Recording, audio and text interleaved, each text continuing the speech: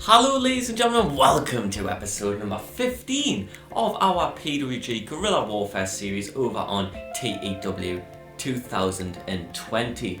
In the last episode, what show did we run, ladies and gentlemen? We ran Untouchable. It kicked off with Top Flight defeating Lee Moriarty and Tracy Williams, in which was Top Flight's first victory in the company. Fred Yehai defeated Willie Mack. Alexander Hammerstone and Calvin Tankman defeated Caveman Ugg and Tommy Knight in a battle between two of America and two of Australia's best young hosses. Myron Reed defeated Ace H in what would be Ace H's final match for the company. Strong BJ of Daisuke Sekimoto and Yuji Okabayashi defeated the makeshift pairing of Flamita and Laredo Kid. Laredo Kid, of course, was filling in for Bandito, our former World Heavyweight Champion, who missed the event through injury. Chris Dickinson defeated Filthy Tom Lawler. The Velocities dethroned the Moseed Machine Guns as PWG's World Tag Team Champions, and Brody King sent Jonathan Gresham packing out of the Globe Theatre, retaining his World Heavyweight Championship for the very first time. If we look at the championships then, you will see that Brody King is our World Heavyweight Champion, of course. 77 days, 1 defense, and the World Tag Champs are the Velocities, 42 days, 0 defenses. I'm sure they'll find some challengers to the throne very shortly. Just before we kick off this show, I would like to say a special shout out to Oliver Taylor, long-time supporter of this channel, a big boy wrestling journalist now. He's getting more and more scoops, and he's also got his own PWG series. The link to that, as always, is both at the description below, and there will be a little end connotation around here on the screen at the end of this video to take you straight to episode 1 of that series, which I believe is on episode 5 or 6 now at the time of recording. He's brought in some great people. If you want to see the likes of Jacob Fatu, Kenta, Los Hermanes de Revolution, guys like that, then do have a look at his PWG series, of which I even stole the idea of bringing Alexander Hammerstone to the Globe Theatre. Without any further ado, let's get straight into the show. We kick things off in front of 782 people, which may just be a sellout for the Globe Theatre. We kick off with an incredible 76 rated bout, where in a bout that had superb wrestling and a decent reaction from the crowd, Dragon Lee, the former IWGP Junior Heavyweight Champion, defeated Canada's Daniel Maccabee in 16:57 via pinfall due to his Operation Dragon maneuver. Maccabee with a 63 to Dragon Lee's 82, getting the show off to a strong start. Paul London was pretty weak at the announce test. Paul London, of course, the commentary partner of Excalibur in this save. This match was a little too short for an important match in the eyes of our audience, which is a little bit of a shame, but you know, you have to live with the penalties on TW. It's been a year, that still hasn't been fixed. I think it's safe to say that it probably will never be fixed, unfortunately, which, as my good friend Oliver Taylor said in his last PWG episode, which was a tournament, so do be sure to check that out. We all love tournaments here, but he said that especially in a tournament, it just doesn't work. The penalty for a short match, for an important match, it just doesn't work, you know? Like, and I always bring it back to Brock Lesnar versus Goldberg. All of their matches were 3 minutes. When Brock Lesnar fought Goldberg in Goldberg's return, and Goldberg beat him with 2 moves, did anyone complain then? No! It's completely fine to have a short match sometimes. It switches things up. But anyways, Dragon Lee with an exceptional 82, Maccabee with a 63. This match was a technical masterclass as well. So Dragon Lee proving that he can be an exceptional technician, but of course he is. He's a fantastic luchador, one of the best luchadors on the planet, and luchadors are equal parts technicians as to high flyers. Dragon Lee's someone who I'm not sure how to book in this save. He feels kind of like what Zack Sabre Jr. was to Progress a few years ago. I'm just going to turn that music down a touch. But yeah, Dragon Lee is one of the best junior heavyweights on the planet. He can't make it to every show, and something I've seen in this save is what happens to Mexican talents. I tried to sign El Hijo de Vikingo. He's on an exclusive with AAA. I tried to sign Aries, he's on an exclusive. Aramis on an exclusive. Rey Horus left on an exclusive. What's he called? El Barbaro Cavanario, exclusive. They all get signed to exclusive writtens in Mexico. And I know that if we start investing in Dragon Lee, there's a good chance he's going to end up leaving on a written deal. So it's trying to balance booking him well with not investing too much in him, because he could go at any minute. But I don't want to just keep having him reach semi-finals of BOLAs and losing. But at the same time, do we risk giving him a BOLA win and potentially even a run with the World's Heavyweight Championship if we aren't confident in how secure his future is with PWG? So do let me know what you guys think there. A bit of food for thought. What do you think we should do with Dragon Lee? Should we risk it? Should we give him a big boy push? Or should we keep him as maybe a special attraction who has fantastic contests every now and then? Up next we have a 52 where more luchadors are in the ring. Ricky Marvin makes his first appearance in the series. Someone who was requested by one of the subscribers. I've forgotten your name, but I'll mention it in the second half of the video. But you know who you are, and just like the title of this episode, don't forget who you are. Laredo Kid defeats Ricky Marvin there in 13 minutes and 6 seconds. He pins him with the 450 splash. Laredo Kid with a 54 to Ricky Marvin's 44. So the match gets the crowd hotter despite getting a rating that is 24 less than that of the prior matchup. Laredo Kid gets a 54, which is solid. I want more from Laredo Kid. Laredo Kid, who's someone since this mod was released and this save was started in August of 2020, a whole 8 months ago. Laredo Kid is someone who's come on leaps and bounds, and that's not to say that he wasn't great then, because he was. But in that time, he's had banging matches on AEW Dynamite. He's fought Kenny Omega in critically acclaimed bouts down in Mexico. Laredo Kid maybe just isn't quite where he should be performance-wise in this series. Next up, we get a 55 when a bout that had good wrestling and a decent reaction from the crowd. Top Flight, the team of Airwolf and Angel Dorado, defeats the combination of Fred Yehai and Tony Deppen as Dorado pins Yehai in 12:41 with a surprise roll-up. Tony Deppen was in control of large portions of the match. He was isolating Airwolf from Dorado. They really did put on a clinic in tag team wrestling to Deppen and Yehai, who of course have excellent chemistry as a partnership, but unfortunately for them, Angel Dorado just catches Yehai off guard. Surprise roll up, 1, 2, 3. Deppen and Yehai lose again, and Tony Deppen wasn't happy. He was furious. He storms off out of the ring from Fred Yehai, who got a 70 in-ring performance there. Fred Yehai, one of the stars of this series, of course. Good improvements there for Airwolf and Angel Dorado. Dorado with 37, Wolf with 54. I'm going to give Dorado a couple of pinfall victories when Top Flight win, because I would like to try and buff those ratings that he is pulling. After the match, we have a triple threat beefy boy contest.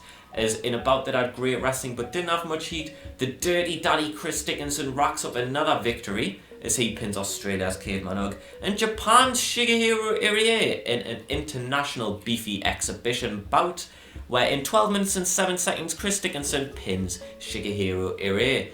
Dickinson with a 67, a 54 for both Irie and Caveman Hug. Irie's performance of his new Punk gimmick got an initial rating of poor. I think that's something that we've changed now so that it doesn't default as Punk. But a good match. It gets a 60, the second best match of the 4 that we've had so far tonight. Chris Dickinson racks up another victory, and his momentum is becoming a bit sky high at the moment. He could be in line for a potential World Heavyweight Championship match against either Chris Hero or Brody King, depending on who leaves tonight's show as champion. Caveman Hug with another loss. Irie finally makes that PWG debut that's long awaited. I've wanted to bring in this man for a long time, but unfortunately for him, he did end up injured. It was a herniated spinal disc, I want to say. So he's just been in the sidelines for a while. He returned about 2-3 weeks ago, and he has finally made his way over to sunny California, to the Golden State.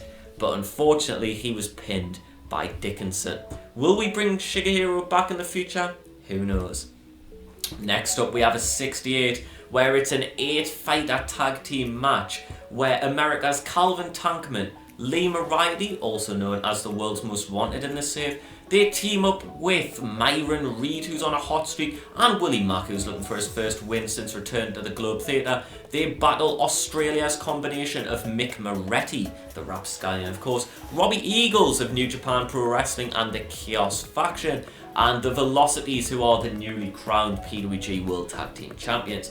The match goes 20 minutes and 17 seconds. It ends when Robbie Eagles submits the technician Lee Moriarty to that Ron Miller special, which is his knee bar finisher. It's an excellent submission hold. I saw him tap out Dunkzilla Mark Davis to it recently at Deathmatch Down Under over in Melbourne, Australia. A very good match by them, marred by the abysmal commentary on that show and the fact that Deathmatch Down Under, no disrespect to them because they are trying, but the promotion's just not very good a lot of the time. But anyways, we get some big boy ratings here. A 68 rating for the segment. Willie Mack with a 65, Myron Reed with a 66, which is great. Myron Reed tied for the performer of the match so far, which is a testament to just how good that young talent is. Lee Moriarty with a 55, Young Tankman with a 51. Paris De Silva with a 64, Jude London with a 58, the Sniper of the Skies, Robbie Eagles, gets a 66, and of course the tap out win. And Mick Moretti is on a 42.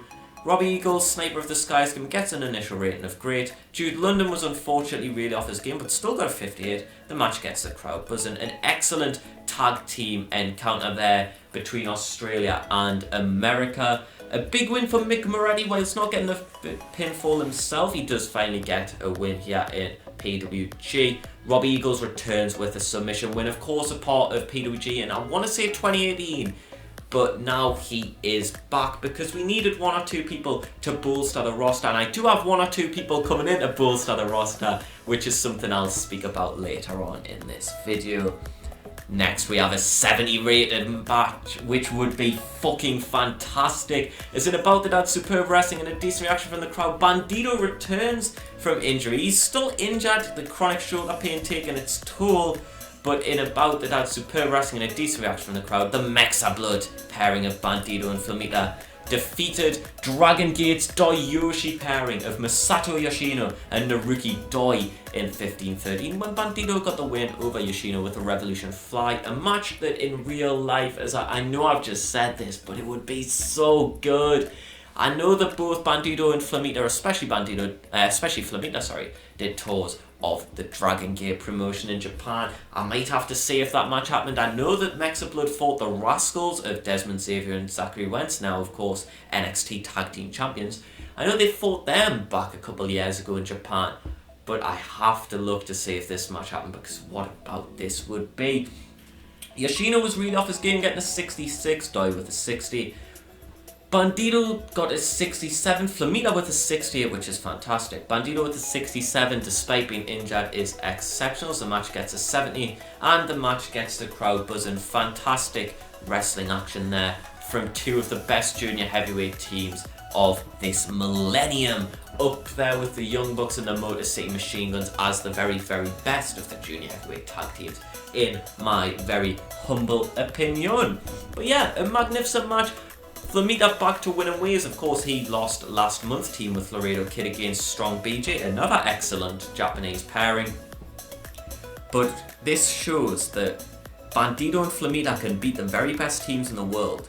This shows how important tag team chemistry and experience is, because Bandito and Flamita, they team a lot, they get the win. Flamita and Laredo Kid do not get the win against one of the best teams on the continent of Asia. But what's next for Mexa Blood? Will they potentially challenge the Velocities for the tag team gold at some point in the future? Who knows? But I'm making it a bit of a mystery, but the answer is definitely yes, because Mexa Blood and the Velocities would just slap as a match. Up next, we have a 73 for your main event of the evening. Is it about that had superb wrestling and good heat? Brody King retains his World Heavyweight Championship. He defeats the knockout artist, the wrestling genius Chris Hero in 2019 by a pinfall with his patented Gonzo Bomb.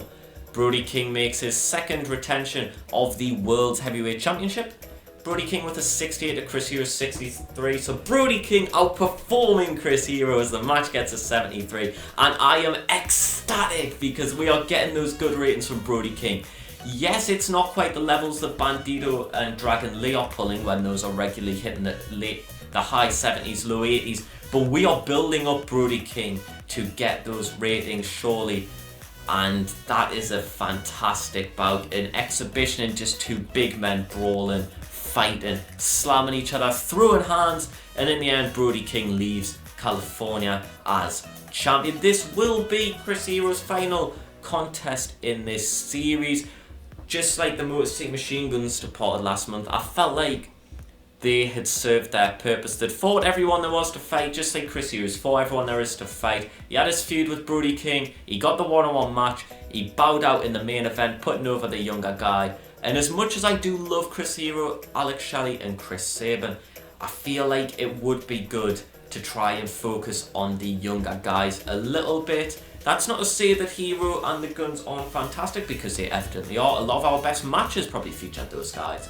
I know Hero and Shelley got some of our best ratings, but I think it would be good to have them move on out. Independent wrestling is independent wrestling. It's been built for decades now on cycles, and that's what made the territories so good in my opinion. Back in the day, you'd have someone come in to the top of the card, they'd run through the cycle, then they'd leave at the end of it.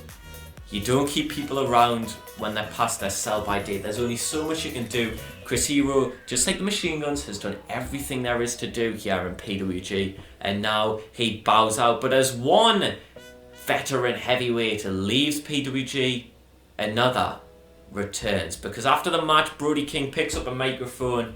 He says that this is what wrestling is about. These matches, these moments, he's so proud to represent California. He's so proud to be the PWG champion. He is the best heavyweight that California has to offer. And then some music hits, and out walks the Samoan submission machine, Samoa Joe, a man who never won the PWG World Heavyweight Championship back in the 2000s, but a man who had a fantastic win-loss record, rarely ever losing in PWG. He beat the best the PWG had to offer. Out comes Samoa Joe, recently departed WWE, and he says, "So you're the best heavyweight in California, huh? Prove it. Congratulations, you're champion. I was never champion, but I'm about to be. Because next year, I'm coming for your gold, Brody. You can't be the best until you beat the best. And we both know that I'm the best." So Samoa Joe has arrived in PWG. Do you think that Samoa Joe can beat the World Heavyweight Champion, Brody King? We will surely find out very soon. Who's getting praised? Dragon Lee has to be praised. Do we praise Flamita? Flamita did very, very well. We're going to praise Myron Reed for his exceptional performance at such a young age. And there we have it. There is Cesaro and Sheamus. You might have noticed up here, it is Saturday, week 4 of December 2021. So what I'm going to do is I'm going to pause this recording, and we are going to jump straight to 2022 for the end of year awards. I'll see you all in just a moment. So, ladies and gentlemen, earlier in the episode I did mention that we had a suggestion that led to us bringing in Ricky Marvin, and I had forgotten who made that suggestion. That suggestion was from Two Sweet Club, so thank you very much for that suggestion. If any of you have any suggestions for people to bring into PWG, then do let me know and I'll try to make it happen. Now it's award time. Tetsuya Naito is the wrestler of the year, so fair play to Tetsuya Naito. How's he doing in this save? Quite well. Not as well as I was expecting. Usually these shithouse 90s ratings, but fair play to the guy. He's got a few light blue ones there. He fought... what? Why did he fight Hiromu and Okada on the same night? I don't understand that, but never mind. Anyways, who cares? Next up, Company of the Year goes to New Japan Pro Wrestling for the 14th time. Wow, an award I don't think they'll be getting in 2021 due to their recent booking decisions. Oof. Tag Team of the Year is Tetsuya Naito and Shingo Takagi of the Los Ingobernables de Japón faction. Match of the Year is Tetsuya Naito defeating Hiroshi Tanahashi at the New Japan Cup. Show of the Year was New Japan's Dominion in Osaka-jo Hall. They are really cleaning house this year. El Hijo del Vikingo is our Young Wrestler of the Year. A guy, as I mentioned earlier, I wanted to bring him in, but he's on an exclusive written in AAA, and that guy is pulling some very, very good ratings. A lot of ladder matches there for some reason. Next up, we have Veteran Wrestler of the Year, which is Hiroshi Tanahashi, of course, of New Japan Pro Wrestling. If we look here, again, some very, very good ratings. He pulled a 92, losing to Kazuchika Okada in the final of the G1 Climax. Wow! New Japan signed Shotaro Ashino in this. What a phenomenal acquisition that is. Female Wrestler of the Year goes to Asuka of WWE. She is out with a severe concussion at the minute in this save, unfortunately for her. But she was getting some good ratings. She's been out for 8 months and yet she got Wrestler of the Year. That's weird. What, any of her matches not against Mickie James or Shayna Baszler? What a weird rating that is. Next up, we have Most Improved Company of the Year, which is Ring of Honor. Independent Wrestler of the Year goes to Will Ospreay. What? He's on an exclusive written with New Japan. How did he do that? Ooh, some news here. Bea Priestley and Will Ospreay have broken up after the former was caught cheating with JXT. The boomstick strikes again, boys. Will Ospreay and JXT now hate each other, and Will Ospreay is no longer friends with Jay White. Tough times for Will Ospreay. Manager of the Year is Gedo. Announcer of the Year is Jim Ross. Colour commentator of the Year is Milano Collection AT. Referee of the Year is Aja Pereira. John Cena looks set to leave WWE. There's a PWG sign if ever there was one. Dustin Rhodes is leaving AEW, and a load of people are probably going to re-sign in their current homes. Why is Walter not got a picture set? That is weird. Former PWG World Heavyweight Champion Walter, that is. Looks like Juice Robinson's leaving New Japan as well. Looks like Nyla Rose is leaving AEW. A lot of promotions, are losing their competitors. Jonah Purrazzo looking to leave Impact Wrestling. Dragon Lee, oh no, Dragon Lee's had a contract offer from New Japan. Here we go. Only a handshake deal for 4 years. That means that realistically, we have Dragon Lee for the next 4 years. Okay, I did not expect that. They're taking him from a written to a handshake. I am more than happy to keep Dragon Lee around. Ring of Honor looking to keep Bandito. Is it an exclusive written? Handshake deal, perfect. So Bandito and Dragon Lee look able to stay in PWG, which is fantastic news for us, ladies and gentlemen. And I'd like to say that we have some new faces coming to PWG. I'm going to let Ben Carter leave because he's not been brilliant rating wise. Now, if you look here, you can see a couple new faces. Number one is England's Chris Ridgway, a member of Pro Wrestling Noah's junior heavyweight scene. A very good young technician. I say young, he's now 28. Wow, time flies by. But Chris Ridgway is someone who you can expect to see very, very shortly. Christian Casanova has arrived on loan from Beyond Wrestling. Of course, he's now signed for NXT in real life, as has everyone with a pulse. So congratulations to Casanova for that. He is arriving on loan due to our alliance in IWTV.